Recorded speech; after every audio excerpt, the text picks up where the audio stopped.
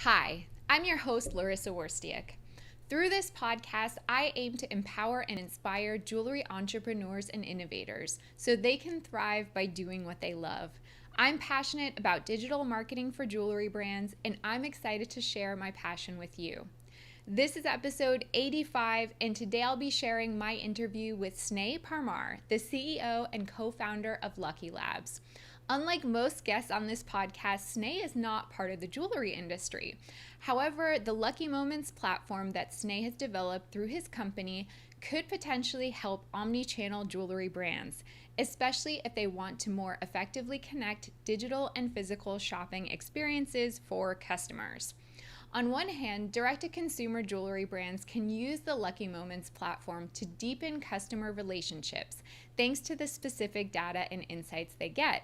On the other hand, jewelry brands with retail distribution can use the Lucky Moments platform to encourage customers to buy the product online in the moment or at the closest brick-and-mortar retailers. The Lucky Moments platform engages the shopper, personalizes the online shopping experience, provides the shopper with a relevant reward or incentive, and then retargets the shopper with relevant content. All this can be achieved thanks to a simple API that's added to the backend of your e-commerce store. In this episode, we chat mostly about the next generation of e-commerce and how solutions like the Lucky Moments API is helping up-and-coming e-commerce brands connect with their customers in exciting new ways. We cover questions like, how would you describe an ideal omnichannel brand experience? Why do you feel that personalization in both marketing and customer experience is so important? What are some tips you can offer e-commerce retailers who want to have greater control over the customer experience, and more? Before we get to the interview, I wanted to share some marketing related news and research from the past week that caught my attention. Big brands like North Face, Patagonia, and REI are starting to take an active stance on Facebook advertising by refusing to advertise on the social media platform throughout the month of July. The hashtag Stop Hate for Profit campaign, which you can learn more about by visiting stophateforprofit.org, aims to get Facebook to improve its advertising policies so that hateful advertising content is removed. According to the recommendations on the website, the people behind the campaign want Facebook to, quote, create internal mechanisms for every media format on every Facebook platform that automatically remove all ads from content labeled as misinformation or hate, end quote, among other things. It will definitely be interesting to see how Facebook responds to this boycott. Next, Facebook recently announced that advertisers will actually be able to promote Instagram posts without linking to a Facebook account.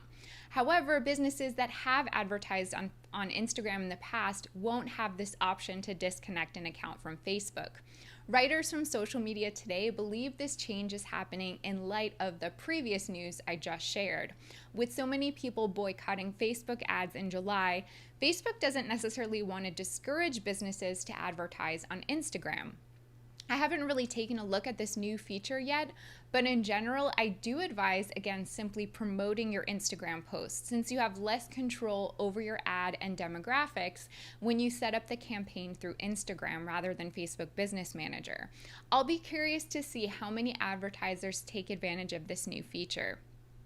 A new article from Rappaport highlighted the fact that teens, otherwise known as members of Gen Z, are looking for jewelry that can help them celebrate and mark milestones, especially since many of these milestones, like proms and graduations, have been canceled due to COVID-19. According to the article, quote, jewelry, one of the most compelling markers of human experience throughout history, should be out front on this, end quote. Do you make any jewelry products that can potentially appeal to Gen Zers? If so, you can start thinking outside of the box about how to reach this customer segment, especially during these strange times. For example, you can try pursuing brand partnerships with brands that already cater to this population, or even hosting or sponsoring a virtual event that brings this community together. All right, let's jump right into my interview with Sneh. So tell me a little bit about your background and how you first got the idea to start Lucky Labs. Yeah, thanks, Melissa, for having me. I would say So I really grew up in the Southeast a lot. I was always interested in technology, I would say. I didn't really become familiarized with it until I went to Georgia Tech. While I was there, I started studying computer science and marketing. And I really enjoyed working with brands. I thought it was really cool about like how people look at brands, how people can feel so loyal to a specific brand, even if it's like not their own brand or just by hearing the story. And like, I thought that was really interesting. So I always knew I wanted to work with brands growing up. After I graduated college, I worked with a couple of different accelerators, like VC firms, Fortune 500 innovation labs, really learning about like different aspects of building a company. At the same time, I worked with a think tank type marketing agency, working on like consumer purchasing behavior. That's really where my expertise is in, like why people buy and how they buy. And while I was doing that, I had the idea for the company Lucky Labs, where now what we do is we basically help personalize the shopping experience for brands, so their consumers are more likely to buy their products in real time. And that can be from like any omni-channel purpose, whether it's like online, physical, social, wholesale, whatever it may be. We just make it the entire process seamless into like one experience. Very cool. So how long ago was this that you had the idea to launch? Yeah, so we launched, so we've been working on this for a few years now. I would say probably like 3 or 4 years, but officially I think we really started focusing full time and everything on it about a year ago. I think like about a month ago, I think in May, it was like our first 1 year anniversary. So it's great to Oh, see. congratulations. Thank you. Can you give like a summary of how the platform works and like what a customer sees or goes through when they encounter it on a website? Yeah, 100%. So so a consumer really doesn't know about us, which is really cool because like we keep like how people buy the exact way it is. Like people like the way they purchase certain things right now, and we don't want to mess with that. So we work on the back end. So we work with brands directly on their websites or digital touch points. So whenever a consumer goes to a brand's website to buy a certain product, our experience gathers first-party data about what a consumer is interested in, what their intent is. And then with that information, you can personalize the messaging and rewards and offers that you show that consumer in real time. What's really interesting and valuable is we partner with brands and retailers because the retailers have so many brands they sell in their stores, that consumers are more likely to go buy that brand's product if they know they can go in like right in the moment to do so. Or the fact that like, hey, if you buy this brand's product online, you can actually just get it delivered from the closest location where the product is. And that's really kind of where the genesis idea came from. It's like a consumer should only be there to buy your product. A brand should only care that a consumer buys their product. They shouldn't care about like the logistics, about like where the product's coming from. All they want is that consumer to be loyal to them and buying their product. So we make it very simple for a consumer to buy. And from a brand's perspective, we make it very easy for them to deliver the best experience, whether it's through messaging or getting the product into the hand of the consumer from the closest location through which it is. And what does it actually look like? Like, say I'm a consumer and I'm encountering Lucky Moments on a website. And again, I don't necessarily know it's you, Lucky Moments, but from a consumer experience perspective, what am I seeing like on the site? Yeah, so you would basically, it's interesting. You would just see like a quick little question on the side of like a web page, whether it's like a product page or homepage, asking you a little bit of information about like why you're interested in this brand or this specific product, for example. You would click on that specific insight, then you would get the reward right then and there. And tell you like, hey, use this at checkout. Or hey, like when you go buy a product, you could select where you want that product to come from. Whether it's like you want to wait 7 days to come from the warehouse, or you can get it now from like the nearest store near you. So it's very, very simple. It's like you just, as a consumer, you just interact with it like one time and that's it. And then all the information is being collected, but also it's valuable to the end consumer. So that's why they're willing to like actually engage with our experience. Uh-huh. What's an example of like a reward that I might get from a brand? Yeah. So right now we're actually, the brands we've worked with are like a lot of DC e-com brands, but then also a lot of omnichannel brands. And that's really where our sweet spot is. Some of the rewards and offers that brands are offering through our experience, just like the standard, you'd say like 15% off or like 20% off, like your first purchase or whatever it may be. And really what we found is like, it's really not the actual amount of the offer that incentivizes the consumer. It's really about like how it's given to the consumer. A lot of brands right now, they just showcase like, hey, enter your email, 15% off. Consumers have like basically gotten tired of that. Like they know every brand offers that. So they just hit the X button really quickly. The way we do it, we kind of flip it. on its head, where it's like now the consumer engages with something. It's a quick little like gamified question. It's like they're like already interested, like, oh, okay, cool. Like the brand actually wants to learn about myself and my personal like taste. So consumer would respond. And now since they're already engaged, they're much more likely to give you that like email address or phone number. And then you get that reward. And they're more likely to use that reward now because the reward and the messaging that occurs, it'll be personalized to them because they already said what they are interested in or why they're interested in it. You can update that in real time. And the reward can be like, hey, here's 15% off for that specific product, or because you responded with X. And that makes it really more like engageful for the consumer. Mm-hmm. That makes a lot of sense. Do you guys have stats about like how often a customer actually responds? Is it more often than not that they decide to answer the question and give their information? Yeah. So, I mean, I would, so our engagement rate is about 31% from like when we throw up our experience onto a brand's website. And that's pretty high for like an engagement response scenario that we play out. Typical situations only give you about 5 to 10% responses. So what's really valuable about us is like we're not only giving you customer info about like whether it's email or phone number, but also very specific information about them, like why they're interested. So you can actually build a profile around each customer that comes to your brand. Yeah. That's been super powerful for us to see. And then do a lot of brands end up using that to supercharge their email marketing follow-up with the brand, or are there other ways that they use that information once they get it? Yeah, so the email marketing is definitely, I would say, the biggest use case from our technology because like now you can segment out consumers based on responses, and based on the response, you can have different like messaging, right? Mm-hmm. So that's super valuable to see like higher conversion rates for purchases once they do that email campaign after they gather data through our platform.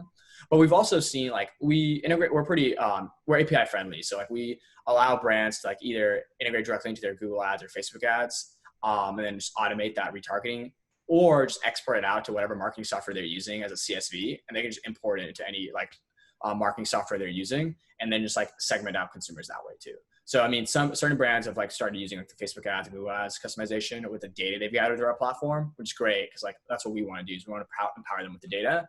And others have to like focus just on the email campaign aspect of it. Both are effective. We're still like learning as we continue growing, but we think we can expand to more categories soon. Very cool. So what are some of the types of brands that are ideal candidates for this API solution? And of course, the listeners of my podcast are mostly jewelry brands, and it's a range. Some are direct to consumer e-commerce only, some are actually brick and mortar, some have a presence in both. So tell me like which brands benefit most from this type of solution?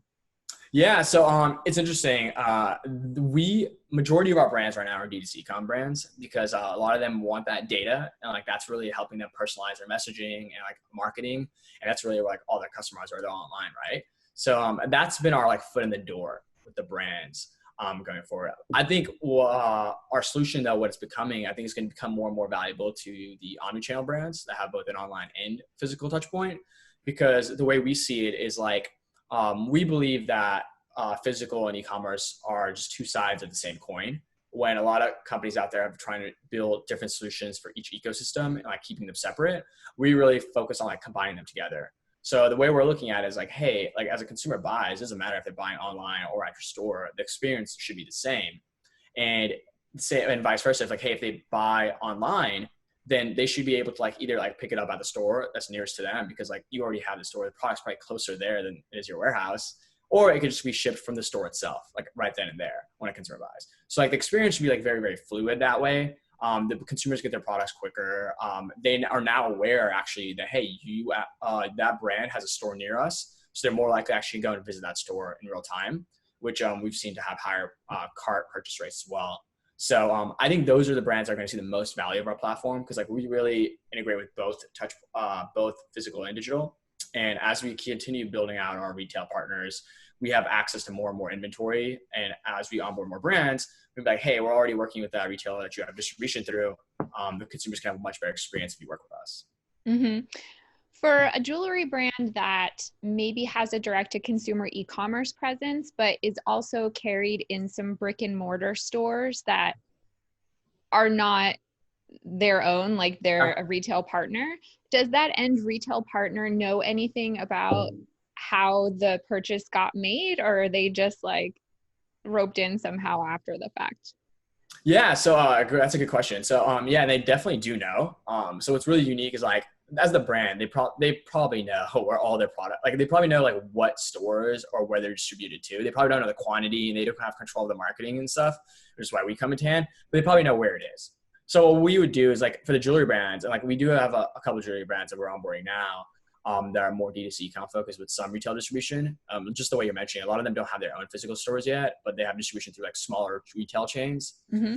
What's valuable there is the end retailer would know because they're the ones that would be like fulfilling that purchase, or the consumer would end up coming to their store to pick up the product if that's how they want to do it. Whether it's getting shipped from there or they pick it up, it doesn't really matter. But the benefit there is the retail earnings, for example, now they get foot traffic. So they now have somebody that comes into their door. Or if a consumer just wants it fulfilled from that location, they have an opportunity to upsell that consumer. Like, hey, it's coming from like this retail store. Do you want to add any of these other products there? So it's really beneficial for the retailer as well. And they would make money on the shipping as well. So it's like kind of like helping these retailers like come back from what's happening with COVID-19, like helping them open up another channel. The brand's happy because they actually make margin on the product for the first time rather than just like selling wholesale. And the resellers are okay with that because they make the shipping capital or the extra purchases. And then the brand on the back end would just like get whatever product a consumer buys and that retailer fulfills, they'll just go and resupply that retailer like later that week or that month. So the retailers don't really lose anything. They just like keep having an endless supply of inventory there. Yeah, that sounds great. Also, as you're talking, I'm imagining that this could be a really good solution for jewelry brands that traditionally were B2B. So like a lot of bridal jewelry retailers, they would have a website with like their styles listed, but no way for a customer to directly purchase. Instead, it would be like, go to one of our retail partners to like have this engagement ring or whatever configured to your preferences. But a lot of these brands, especially during COVID, are realizing that they kind of do need another channel to reach customers directly. So I feel like this API could be like a little bit of a stopgap for them while they're transitioning to be more direct to consumer, because they can start gathering that customer information even as they're sending people to their retail partners. Yeah, no, 100%. And I think you hit the nail on the head where it's like, what we really realize is like consumers buy brands at the end of the day. They don't really buy retail. Yeah. People gravitate towards a brand's presence because they like believe in it. It might have some sustainable nature to it that makes people feel better. Whatever me, there's an innate desire for a consumer to like a brand. And retail is a great outlet because like there's so many different brands there that you can go look at. There's so many different brands there that you can buy at one time. And that's kind of like really where we see ourselves. That's why we're really brand focused. We work with these brands to really empower them to like still have a control over their customers because they know they get the most data from the customers if the customers buy through their like online presence or like their platform, which is exactly what we want to enable. And as a consumer, you're not going to like a retailer's website to buy the retailer's product. You're probably going to the retailer's website to buy the brand's product. And that's really how it goes. So we really see retailers becoming more of like an experience center / distribution center for these brands. And that's kind of how we're building our like network. We started off like focusing on D2C ecom brands because we get our foot in the door, help them gather data and like be part of their consumer journey. As we continue scaling and working with larger brands, now we can be like, hey, you can buy online and pick it up from the retailer that has the brand's product near you, or get it shipped from that retailer right then and there, because both sides win. And I think that's really the future of commerce as we continue like seeing the transition that's happening after post-COVID and all that. I think retailers and e-commerce both have taken it like different types of hit. E-commerce is like definitely boomed, but like there's still a lot missing there. Same retailers, they were just like a dying space up until now, where now they're like innovating very quickly. And we want to help them innovate to like the next scenario of what retail would look like. Yeah, those are all really interesting points. So talking a little bit more about experience, how would you describe an ideal omnichannel brand experience, and how does your solution support that? I mean, you talked a little bit about that, but I want to hear about your like ideal vision of omnichannel. Yeah, so that's a good question. So I mean, like if in a perfect world, like if everything like just worked, right? Like there's like just worked, everything was there. You would definitely have to start like ground level, like build the entire infrastructure over again, I think, or like in some capacity. But I think the way it would work for a true omnichannel experience is, as I'm a consumer, people know most people are now buying through their mobile device. 60% of all product searches start on your mobile phone. It's just a fact. Everyone knows. But when I'm buying, I go to a brand's website. It's probably what I'll do. When I'm on the brand's website, I want to know like right then and there, one, why I should buy that product. Like, just like they would have like some type of messaging geared towards me. Like they would know something about me. So they'd be messaging, like, they'd be like, hey, Sneh, I see that you're interested in shoes right now. These are, and I play tennis. So like they're interested. Okay, these are really good tennis shoes. Then the brand would be like, hey, buy right now, get it to yourself in an hour. And cause like it's actually available 5 blocks away. Or it'd be like, hey, just go pick it up 5 blocks away. We buy it right now on your phone and it'll be ready for you right when you walk in. Like that's an awesome experience for me. It's like, oh, cool. Like I can interact with the digital touch point of a brand and pick up the product at the closest location where the product is, whether it's the brand's own store or just another retailer which they sell through. And like, I think that's a really cool experience. Cause like, I think from like the industry standpoint, if that's how it worked, then brands wouldn't have as many costs from like shipment standpoint. Cause like as a brand, like an up and coming brand, they probably have like, let's say 10 warehouses across the country. And that's pretty expansive for like a brand of certain size, but they're probably in like 1,000 stores across the US. So like, I'm sure there's a store that's closer to the individual that has that product than the warehouse is. And like, what's really cool is like, instead of waiting 7 days for a product, I can get it in a couple hours, which is really amazing. Cause like, and then both the retailer wins and the brand wins. Either way I buy. And it's also vice versa. If I go to a store and buy a product there, I can like look at the product, test the product, whatever. I can buy it right there if I want to, or I can just be in the store, like quickly scan the product and I just purchase it on my phone with like Apple Pay or Google Pay, for example. And then like the product just gets delivered to me from that store. And it's just like waiting at my doorstep when I get back. Or like if I have to go, like, let's say dinner afterwards, it'll automatically ship to my place like tomorrow.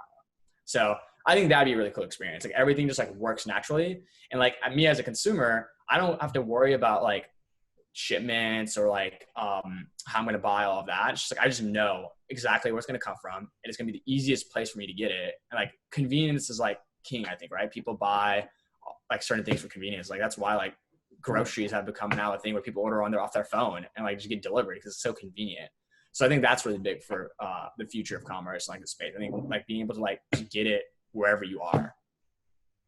It sounds so wonderful. Yeah, I hope so. And like the way we want to like be part of that like ecosystem kind of is we really want to like create that connection between the brands and retailers. Cause like there's no need to go and build out retailers infrastructure. It already exists. These retailers are already buying from all these brands. Brands have such a good understanding of their online presence, like how to engage a consumer and make that purchase happen. What we really want to do is connect these two ecosystems for the first time. Like up until now, like there was always this like friction between the brands and retailers. And we really want to get rid of that. We want to make it like a very cohesive and like partnership relationship where like, hey, if I win, you win too. Versus like if you win, I win as well. So like no matter which one is like consumers buying from, both sides win. And I think that's probably the future of like how retail will look like. Because if you think about it, like at the end of the day, like a warehouse is just a location where people have products, right? Like brands have products. So the retail is the same thing. It's just like it's just a storefront with like a warehouse. Like people have products there. It's just like people can like go see it. No one wants to go to a warehouse to like look at products. They'll just go to like a retail store. So it's the exact same concept. We're just trying to enable that omnichannel experience to be better. Yeah. You made me think of a challenge that I hear a lot from my direct-to-consumer e-commerce clients. Mm-hmm. So in the jewelry industry, traditionally, I think the goal for these like up and coming independent brands was to get in a jewelry store.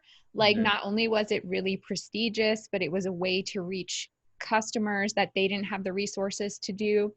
But nowadays, a lot of these retail partners are very hesitant to bring on new brands because there's a lot of risk involved.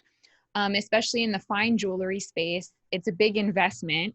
They don't want to like buy the product outright. So a lot of these retailers will do a consignment model. Well, they'll bring the brand into the store, but they're not buying the inventory. So the brand gets paid when a purchase is made, right? Yep. And it's just like this whole relationship built almost on distrust, and there's no like respect or trust there on either side. It's just built on fear. Like a lot of these brands feel confused about how to move forward to get into a retail store. Like it's just a very mysterious process. It's bad. So all the stuff that you're saying, and if this could actually really happen, like I think that these relationships can really be like renewed and just everyone could have a totally different mindset Yeah. approach to like how this partnership can work. Mhm.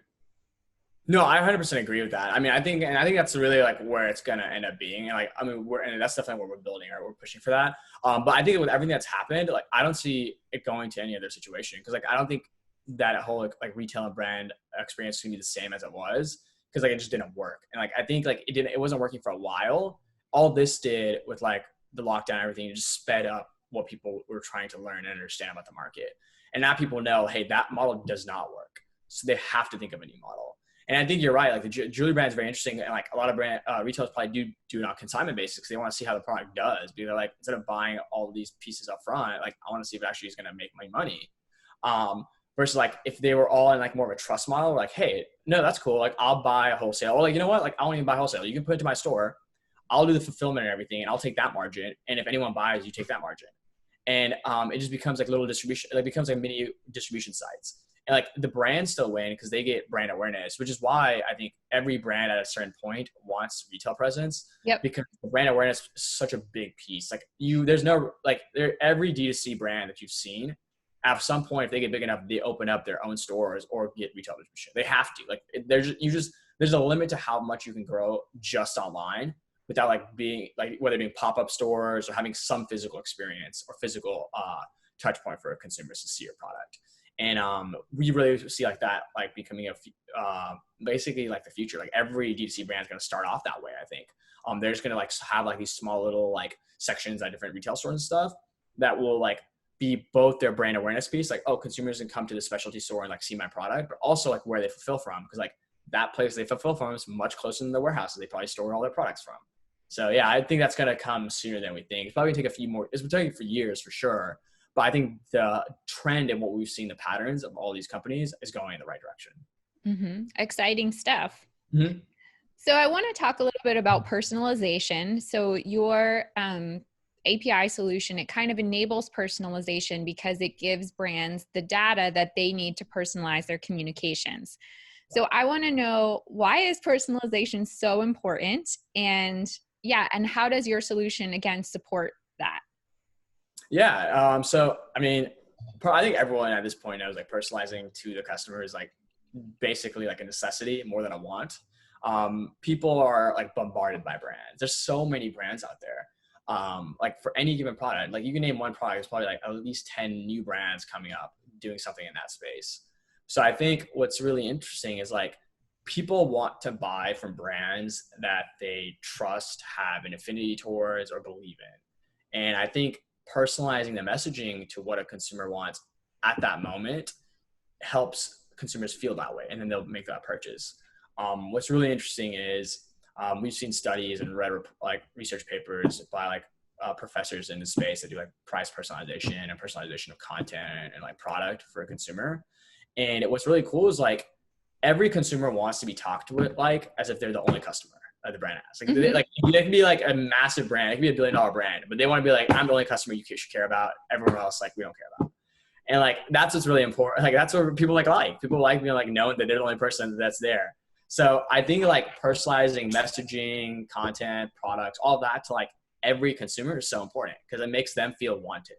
And consumers, I think everyone's starting to realize consumers have the power, especially with like the new generation of like millennials and Gen Z.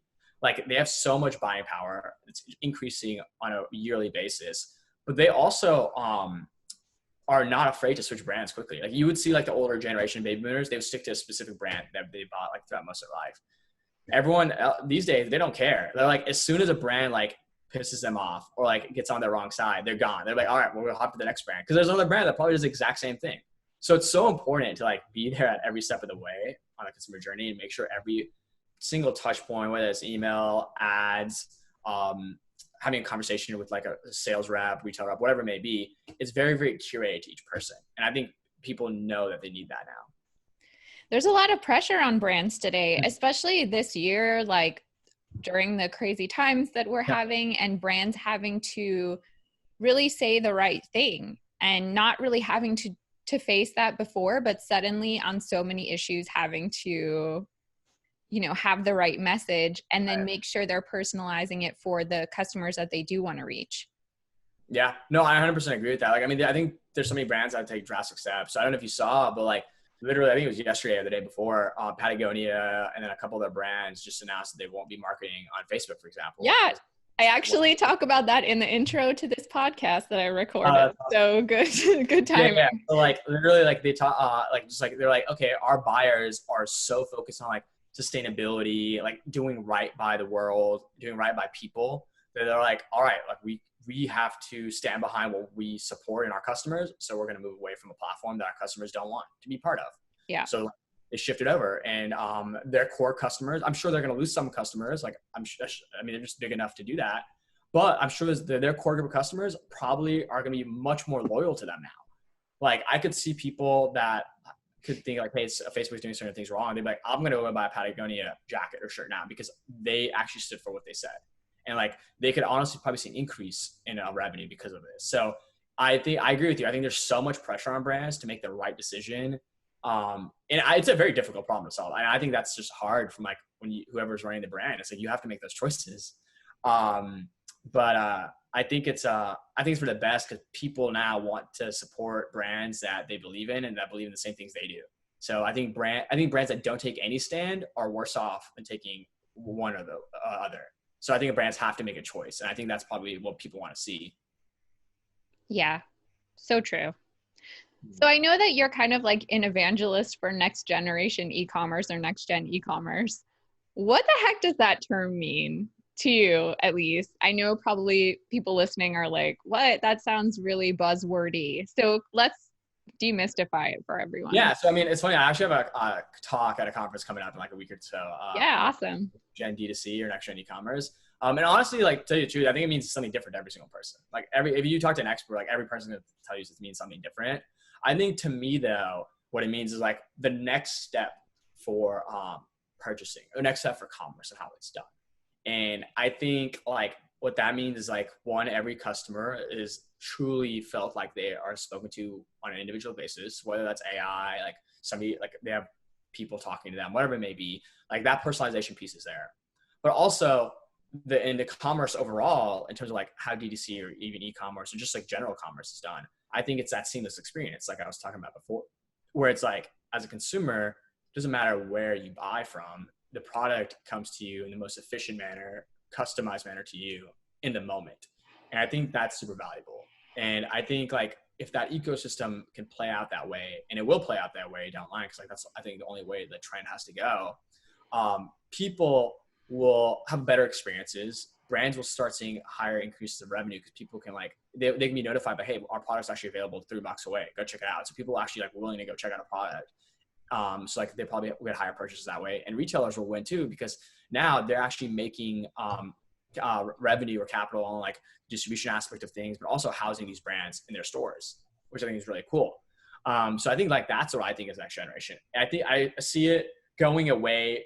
And if I had to put on like a few words, I'd see it away. Like right now, e-commerce and retail are kind of like at opposite ends. They're like trying to like siphon off capital from each other and be like, hey, we want to like have more revenue, or we want to have more revenue, or like we're bigger, or whatever. But then there's also this core piece of like consumers, like what they want. And I think the journey for buying or commerce should always begin with the consumer. Cause like that's like, it doesn't matter like what any other situation has if the consumer's unhappy or having the best experience. So I think to looking at from like starting at the consumer standpoint, and we're not even a consumer play, like we work with our end users, are consumers, and that's why we're looking at a potential consumer play. But like we realize that consumers are the start of our journey. So what we believe is like if both sides can actually benefit from a purchase that occurs, then I think everyone will be more inclined to partner, offer up better services. And at the end of the day, who's going to benefit the most? The consumer will. And I think that's how it should be. Yeah, really great points. It kind of made me think, maybe this is like a negative analogy, but like 2 parents or a married couple that are like fighting a lot, like retail and e-commerce. And then the kid is like, oh, mommy and daddy, like don't fight. This is the consumer. And like, they're forgetting that like at the end of the day, like they need to think about how the consumer feels, you know? Yeah, no, that's a good analogy actually. It's like everything at that point is like for the kid, right? Like to help like them like be the best that they can be. So I agree with you. Like, I think like at the end of the day, as long as the consumer is benefiting, people will be spending more, people will be buying more. I think there is some friction in the marketplace now, but I think you're starting to see a lot of it go away because of like everything that's been happening. Everything's moving so quickly now. People are more open to newer ideas, like trying out different models for like their business models and revenue. So I think at the end of the day, I think it's going to benefit consumers the most. And at the end of the day, that's what runs all these things. There wouldn't be brands or retailers if there weren't consumers. So I think that's really good to see. So what are some tips that you can offer, especially e-commerce retailers? I think probably more of my listeners are in e-commerce. What are some tips that you can offer those brands that do just want to have greater control over the experience that they're offering? I posted something on my Instagram today, a quote from Jeff Bezos that said something like, you need to think about your e-commerce experience as a party that you're hosting. And if you're not like throwing the best party ever, then you're really failing your customers or the guests who are like coming to your party. And I just love that quote. That's a really good quote. I like that. Like, you have to have the best party, otherwise people can go to another party. Yeah. So yeah, I mean, I think like, I agree. I think e-commerce should be like a fun experience. Like, and it was built to make life easier, right? So like, why can't it be fun? Like, why can't it be like engaging and like fruitful for me? So if it takes me a lot of steps, or if your like website's not clean and it's just like it doesn't like make it easy for me to like visualize your products, like look at it, see where I can buy it, all that kind of stuff, then it's probably not a good experience, probably not a good party, like you mentioned, and I probably want to leave. And like consumers, they like I said, like they make decisions so quickly now. Like if they can spend like less than a second looking at your site homepage, if they don't like it, they're gone. That's how it is. Like that's legitimately most of the drop off occurs right then and there in the first like 1 or 2 seconds when a consumer comes to your site. That's the highest drop off point. So yeah, a couple of things I think jewelry brands or just like e-commerce retailers that could do to like keep more engageful is like offer like different ways for consumers to engage with your website or wage your products. Maybe like I know there's like a couple different things like people have been doing. Like, I mean, our experience is one, like you have like an insight question. So people are like gamified, they're already engaged with your thing. But there's other things you can do. You can make the homepage like lay out a specific way where like based on where a consumer comes from, or if a consumer is a returning consumer or first time buyer, it looks different. You can personalize that like web flow. So like that's really unique.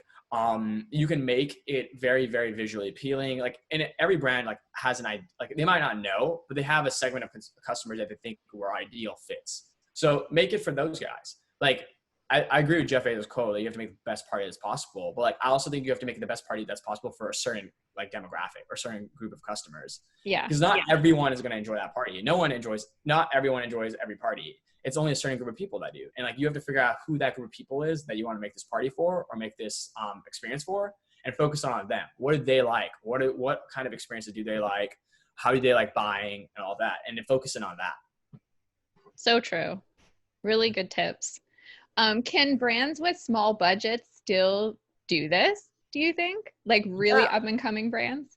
Yeah, no. So, I mean, honestly, I think brands with small budgets have the most opportunity, I think, because since they're so young, they're willing to test out a lot of things. And like, since they are so small and like just starting out, they like a couple changes that they do like really quickly, iterations, won't really mess up their consumer flow or like won't really mess up their revenue. Larger brands have much more difficulty because they have to really think through every single piece.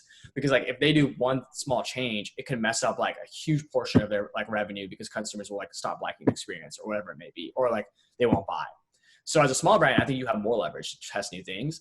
And from like the different softwares that are out there and different opportunities like what you can do, honestly, every platform I think out there, like if they don't already offer it on their website, not free trials, like if you call them and say, hey, you're an upcoming brand or just starting out, they'll probably like give you a trial. Because like every like tool out there eventually wants like brands to use their product, and they have some way to like get you onboarded. So I would tell brands like just go test out what you think works best for you, what works best for your consumers, and then just like start like adding different pieces together, like start learning from your consumers. I think as long as these tools exist and stuff like that, I think it's super easy for them. But I think nothing can be compensated for like talking to your actual customers as a small brand. If you're a small brand, I would say talk to like your first 100 customers like very frequently, like because I think nothing can compensate that. Like you can gather all the data in the world, and like talking to your like loyal customers will be much better. That's really encouraging. I think I do talk to a lot of brands that just feel frustrated, like they don't know how to move forward. They don't know how to compete with big brands like Tiffany that invest gosh knows how much into their e-commerce experience. But it's cool to know that, you know, these smaller brands, they have the like space to experiment a little bit more. Yeah, and what's really cool about these small brands, like as you started seeing like these like younger demographics of buyers, like these large companies are great and like they're obviously gonna have like the lion's share of the market, but there's so many niche and like gaps that they're missing that these small brands can come in and like just take over and like become the brand that focuses on that small sector. I think focusing on a specific aspect of what your brand is doing is very key, especially if you're a jewelry brand, like focusing on what you're good at and building like building content around that is probably the best. Like getting loyal followers, getting people to post about it. There's so many tools like Instagram, Pinterest, Etsy, all these different channels now where you can like have content available and like start building a brand presence. And I think that is like learning from your customers every single time they come to come engage with you in any way is super important. Like understand why they like your brand and like what features of your product they like, and just like keep focusing on that. Yeah, it's a very like duh thing to say, well, ask your customers because they're the ones they're throwing the party for. But for a lot of people, they're like, oh yeah, like I never thought of that because and it's not bad. It's just they're so in their heads, like building their business that they forget to actually look outward and talk to the people they're trying to serve. Right. No, I 100% agree. Like there's a couple things like NPS score, like Net Promoter Score is like a pretty like good tool that a lot of like brands use to like see how their brand is working against like their competitors. And you can track that, like, hey, how likely is someone to recommend your brand to someone else? And that's a pretty good metric to see like, okay, somebody like really likes it or someone like really doesn't like it, or like, they're just like, okay, are on the fence. But most brands, if you have like a consumer that bought your product, like they obviously bought it for a reason. Like whether if it was the first time around, maybe they were testing it. But if they bought it, like they're pretty sure they're gonna like, if you email them like a personalized message or something, just reach out and like ask them to like give you feedback or on a call. Like I'm sure they'll probably do that because they already bought your product. But a lot of people don't open up emails like give me the star rating. Like I hate that. Like I hate like just putting a star rating in an email like when they ask for feedback. Like I just don't like that. But like if like somebody from the company actually reached out to a customer that bought your product and like, hey, I'll tell you about our product. We're like iterating around it. I would love your feedback. I'm sure somebody would like be at least a portion of your customer be open to like chatting with you about it because like they obviously like your brand. So Yeah, they're happy to talk with you. great tip. So obviously COVID is still on the minds of a lot of entrepreneurs, even though in some parts of the country it seems like not as much of a big deal anymore. I think there's definitely fallout that people are experiencing. How do you think that COVID-19 has impacted e-commerce, and specifically for direct-to-consumer brands? Like, what have you seen out there? Yeah, I mean, I think it's been really good for e-commerce and direct-to-consumer brands. I think they've seen like the highest like rise in like I guess revenue and like consumers buying that way in a while. And even brands that weren't like primarily focused on online purchasing or e-commerce have shifted that way. So I think that the shift has been really cool to see. I think it also showed like a lot of like different holes in like that space. Cause like, I mean, there was the whole thing with like ads like being overpriced or like ads being very cheap because certain brands just weren't marketing anymore, certain things like that. So I think it does add a lot of complexity. And I think there's a point where like there's saturation in the market too, right? There's like so many brands online. They're all like trying to get you to spend money on their brand. It's very interesting. But I think what has done more is like open up all these e-commerce brands, like, okay, cool. This is like our primary channel of buying. But then also looking into like their retail infrastructure they already might have or the distribution, like what do we do with this? Like, how do we think about this going forward? So I think it's been really interesting to see that. Overall for a D2C e-com brands, I think it's been great though. I think people I think more people are used to buying stuff online now than they were. I think more people have bought groceries online in the last like 3 or 4 months than they did like over the past year. Because like, yes. And I think more people are gonna like continue that trend, which is also interesting to see. It's like some people might just not go back to like a grocery store. They might just like order online, just like wait for it to get picked up, or like buy online, pick up at store, and just pick it up curbside. But then you also have the other segment of that, which I've also talked with people with, and they're like, there's just certain like they're so sick of staying inside, they're gonna like buy everything they can in person, or they're gonna like buy certain things in person. Like there's like certain things I just wouldn't buy online. Like I'm not gonna buy like some of the people I spoke with, they're like, I'm not gonna buy ketchup online. I'm just gonna buy it when I run out, go to the store like across the block and just pick it up, or like go to like the closest grocery store and buy that product. Same thing with like for example, like we were talking to a brand like that makes candy bars and stuff like that, like chocolate bars. It's like, you're not gonna order chocolate bars online. It's just like not a thing. It's like an end item that's like an end of an aisle, or like at a gas station or convenience store that you just buy in the moment because it's like it's an impulse buy, right? So things like that, like people will always continue buying in real life just because like it just doesn't make sense buying them online. Yeah, it's really good points. I'm a huge fan of all the TJX brands like Mhm. TJ Maxx and Home Goods and all that. And Yeah. when Home Goods opened here, like the first day in LA, I went Oh, and it really? felt like the first nice day of the year in New York, like after the winter. Like everyone is like looking around, like so happy. Like it was a cool energy. And it made me just realize like why people go to stores and why like brick and mortar can't die, because Yeah. like this energy that was there, like everyone's so happy to just be like looking at stuff and like getting excited about the potential thing they're gonna like find and buy and bring home, you Uh, know?